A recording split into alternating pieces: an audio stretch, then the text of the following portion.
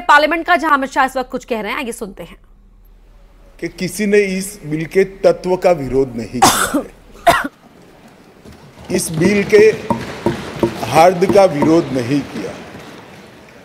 मान्यवर, लगभग 6 घंटा चर्चा चली और कांग्रेस के श्री अमर सिंह से लेकर अधीर रंजन जी तक 29 वक्ताओं ने अपने अपने तरीके से विचार व्यक्त किए, मगर बिल के उद्देश्यों के साथ बाय एंड लार्ज सभी ने सहमति व्यक्त की। ये मैं सभी का धन्यवाद करना चाहता हूँ। माननीय अध्यक्ष जी, मैं जो बिल लेकर आया हूँ, जो विधेयक लेकर इस महान सदन की सहमति प्राप्त करने के लिए मैं खड़ा हुआ हूँ, वो बिल 70 सालों से जिन्हों को अन्याय हुआ है, जो अपमानित हुए और जिनकी अनदेखी की गई है, वो सभी लोगों को न्याय दिलाने का बिल है, उनको अधिकार दिलाने का। माननीय अध्यक्ष जी, ये बिल किसी भी समाज में जो डिप्राइव लोग होते हैं उनको आगे बढ़ाना चाहिए। ये भारतीय संविधान की मूल भावना है, परंतु उसके साथ साथ इसका सम्मान न कम हो, इस तरह से आगे बढ़ाना चाहिए। अधिकार देना और अधिकार सम्मान के साथ देना, दोनों में बड़ा फर्क है। इसलिए कमजोर और वंचित वर्ग के जगह अन्य पिछड़ा वर्ग, ये नामकरण बहुत महत्वपूर्ण है। ये दोनों चीजों को ढेर सारे प्रतिपक्ष के सदस्यों ने अलग अलग तरीके से थोड़ा कम आंकने की प्रयास भी किया।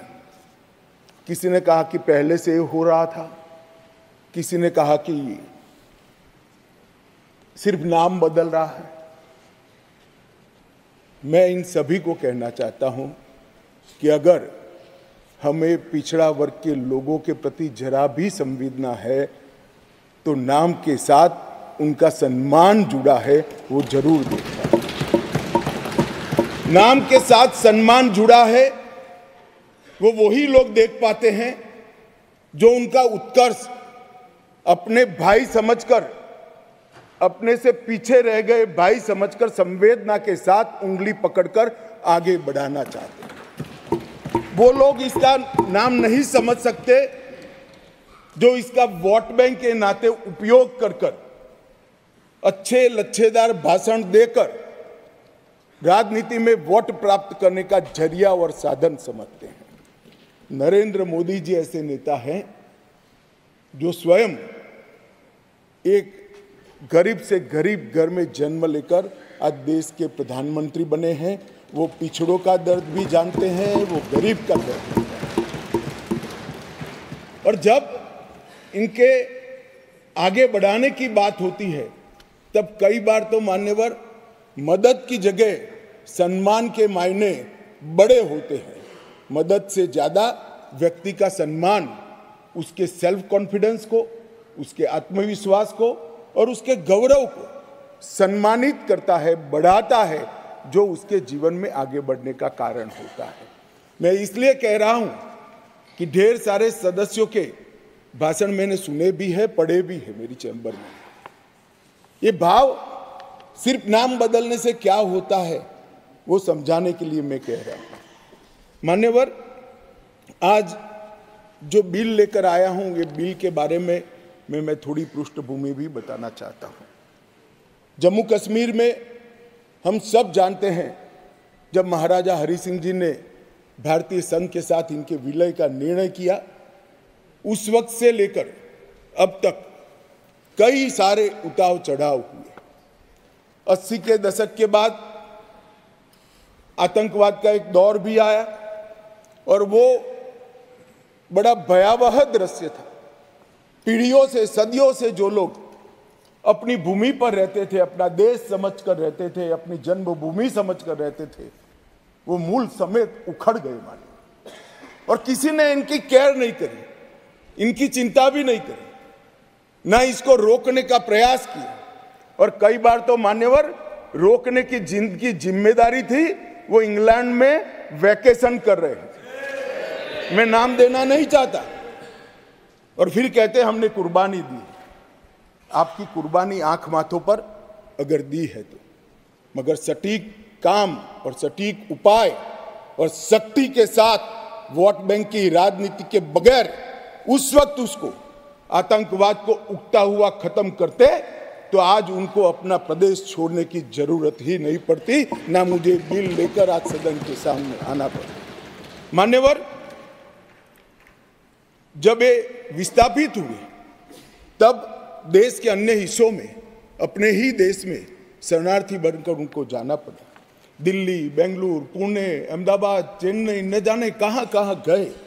लगभग वर्तमान के आंकड़ों के अनुसार 46,631 परिवार और 1,57,967 लोग अपने ही देश में विस्थापित हो गए, और इस तरह से विस्थापित हुए कि उनकी जड़ें ही अपने खुद के देश से, अपने खुद के प्रदेश से, अपने खुद के वतन से उखड़ कर रह गई।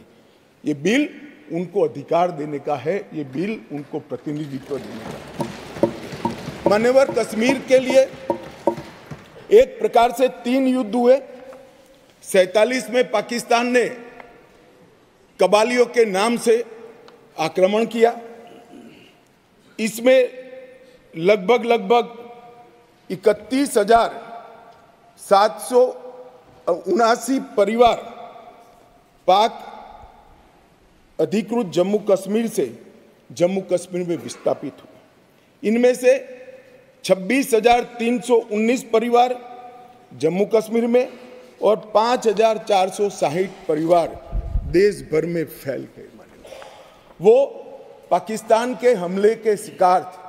इसके अतिरिक्त 1965 और 1971 में भी युद्ध हुए, उसमें और 10,065 परिवार विस्थापित हुए, और कुल मिलाकर 48, 65 और 71 ये तीनों युद्धों में मान्यवर 41,844 परिवार विस्थापित हुए। ये विस्थापितों की स्थिति के बारे में मैं बाद में बात करता हूं, परंतु ये बिल है वो उनको अधिकार देने का बिल है, ये बिल उनको प्रतिनिधित्व देने का बिल है। आज वो लोग ऐसी स्थिति में नहीं है कि वो चुनाव लड़कर वहां की असेंबली में बैठ पाए। जो कहते हैं क्या हुआ धारा 370, कहां हुआ 5 और 6 अगस्त 5 और 6 अगस्त 2019 में ये हुआ कि इनकी सालों से न सुनने वाली आवाज नरेंद्र मोदी जी ने सुनी और आज उनको अधिकार मिला। मान्यवर,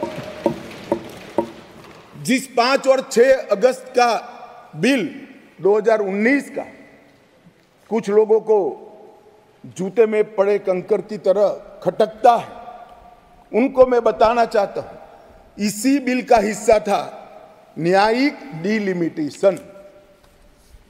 ये एक शब्द नहीं है, 2 शब्द जोड़कर बनाया है, क्योंकि पहले जो डिलिमिटेशन हुआ था वो इस तरह से था, एक कॉन्स्टिट्यूएंसी यहां बनी है और दूसरा ये वो कॉन्स्टिट्यूएंसी का हिस्सा 15 किलोमीटर दूर है। क्यों?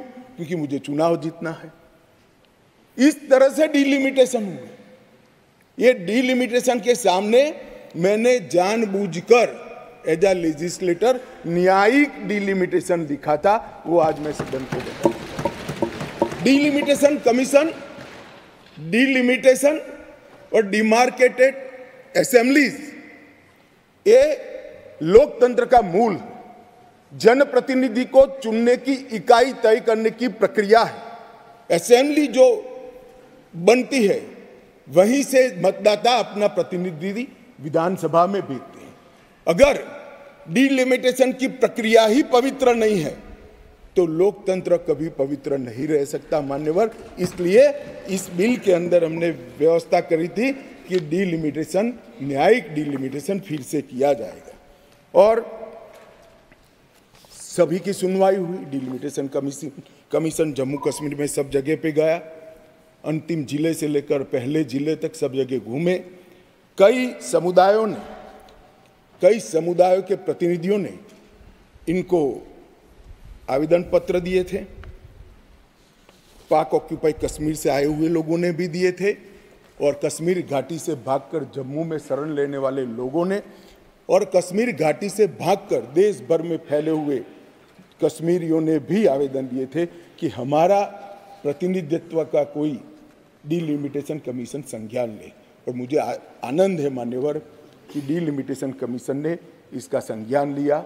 भारत के इलेक्शन कमिश्नर ने विधानसभा में 2 सीटें कश्मीरी विस्थापितों के लिए नामांकन की जा सके और 1 सीट अनधिकृत ऑक्यूपेशन जो हमारे कश्मीर का हिस्सा पाकिस्तान कर बैठा है, वहाँ से विस्थापित लोगों में से एक व्यक्ति को नॉमिनेट करना पड़े। ये इसका हार।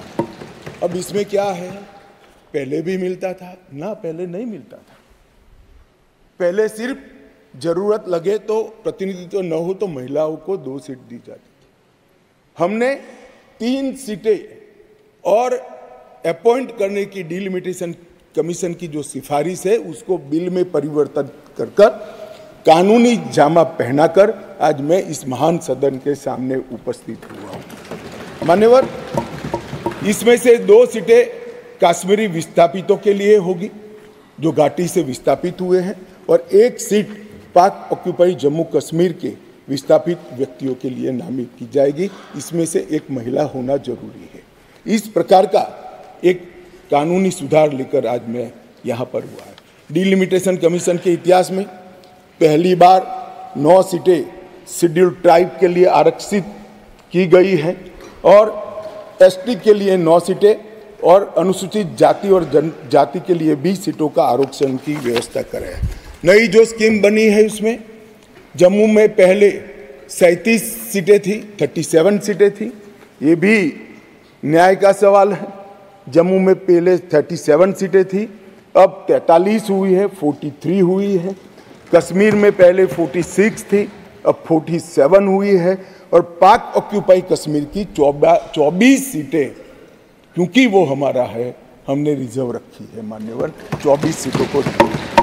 इस तरह से पहले 107 सीटें जम्मू कश्मीर विधानसभा में थी, अब 114 सीटें हुई है।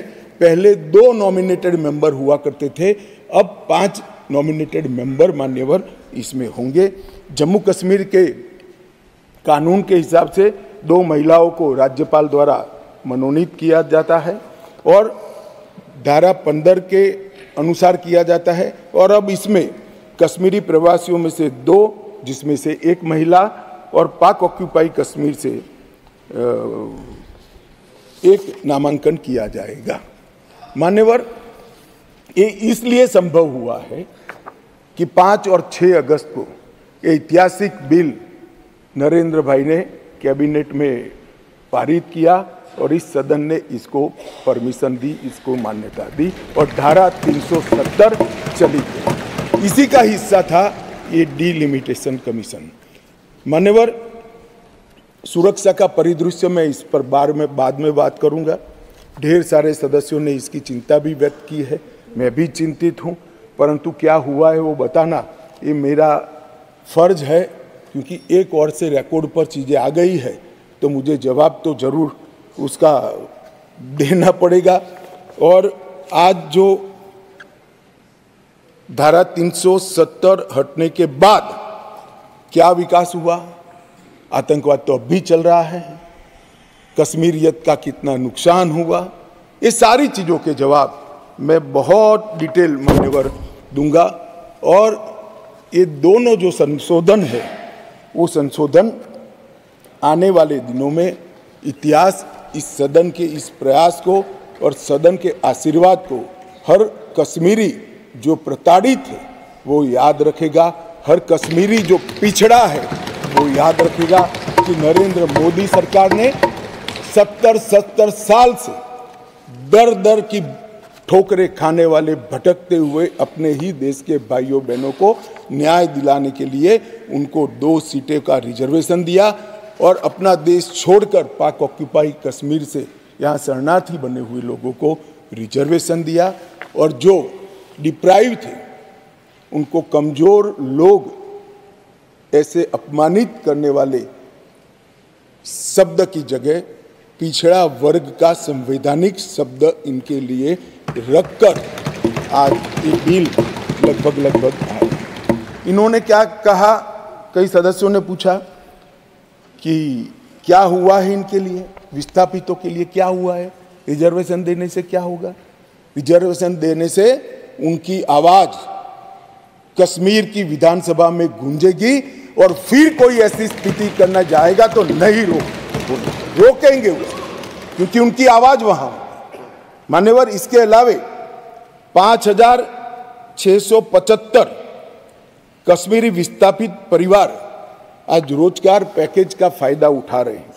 ऐसे कर्मचारियों के लिए 6,000 फ्लैट बनाने का प्रोजेक्ट था जो नहीं समाप्त हुआ, 14 से शुरू हुआ, मगर अब राष्ट्रपति शासन डालने के बाद लगभग 880 फ्लैट्स बन गए हैं और उनको हैंडओवर करने की प्रक्रिया चालू है। इनकी ऑनलाइन शिकायत लेकर इसके निवारण का पोर्टल भी मान्यवर शुरू कर दिया गया है। और एक बहुत महत्वपूर्ण कानून, जो लोग कहते हैं, मैं कश्मीर के जो सांसद बैठे हैं उनको विशेष रूप से कहना चाहता हूं, क्या हुआ जो कहते हैं इनको बताना चाहता हूं। मान्यवर, जब आतंकवाद चालू हुआ, निशाना बनाकर सबको भगाना शुरू हुआ, घड़ियाली आंसू बहाने वाले तो मैंने बहुत देखे, शब्दों से अच्छे तरीके से सांत्वना देने वाले मैंने बहुत नेता देखे हैं, मगर नरेंद्र मोदी एकमात्र व्यक्ति ऐसा है जिन्होंने इनके आंसू साच अर्थ में पोंछने का काम किया। मान्यवर, उनकी पीड़ा का हम कल्पना नहीं कर सकते, जो करोड़ों रुपए का प्रॉपर्टी वहां छोड़कर जान बचाने के लिए कहीं बेंगलुरु, कहीं अहमदाबाद, कहीं दिल्ली, कहीं जम्मू में जाकर कैंप में रहे हैं, अपने स्तर से बहुत नीचे जीवन जी रहे हैं। इनकी पीड़ा की कल्पना हम नहीं कर सकते बाकी के देश के हिस्से में रहकर, मगर जब वहां से भागे वो करोड़ों रुपए की संपत्ति किसी ने कब्जा ली। कब्जा लेने के बाद कहा कि अब तुझे कुछ नहीं मिलेगा, मैं जो देता हूं वो ले लो। औने पौने दाम में करोड़ों रुपए की संपत्ति एक प्रकार से छीन ली गई और प्रशासन चुपचाप बैठा।